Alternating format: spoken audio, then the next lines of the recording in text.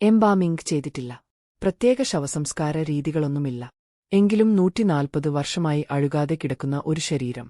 1879 ബെർണഡറ്റ് മരിച്ചപ്പോൾ അവരെ സാധാരണ രീതിയിൽ തന്നെ സംസ്കരിച്ചു. വർഷങ്ങൾ കഴിഞ്ഞ് 1909 കുഴിച്ചെടുത്തപ്പോൾ ഡോക്ടർമാർ കണ്ട കാഴ്ച അതിശയിപ്പിക്കുന്നതായിരുന്നു. ശരീരത്തിൽ എംബാൽമിംഗ് ചെയ്തിട്ടില്ല. കെമിക്കൽസ്, ഓയിൽസ് ഒന്നും ഉപയോഗിച്ചിട്ടില്ല. എന്നാൽ ഡോക്ടർമാരുടെ റിപ്പോർട്ട് ഒരേയൊന്നായിരുന്നു.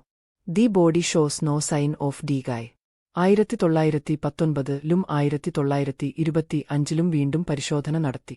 ഒരേ ഫലം. ശരീരം അഴുകിയില്ല. സാധാരണ മമ്മിഫിക്കേഷൻ പോലും സംഭവിച്ചിരുന്നില്ല. ഇന്ന് 2025-ലും അവരുടെ ശരീരം ഫ്രാൻസിലെ ഗ്ലാസ് കഫിനിൽ പൊതുജനങ്ങൾക്ക് പ്രദർശിപ്പിച്ചിരിക്കുന്നു.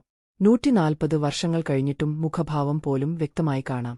ഇത് ശാസ്ത്രത്തിന്റെ അദ്ഭുതമോ അല്ലെങ്കിൽ ഒരു മിറാക്കിൾ ആണോ? നിങ്ങളുടെ അഭിപ്രായം കമന്റിൽ പറയൂ.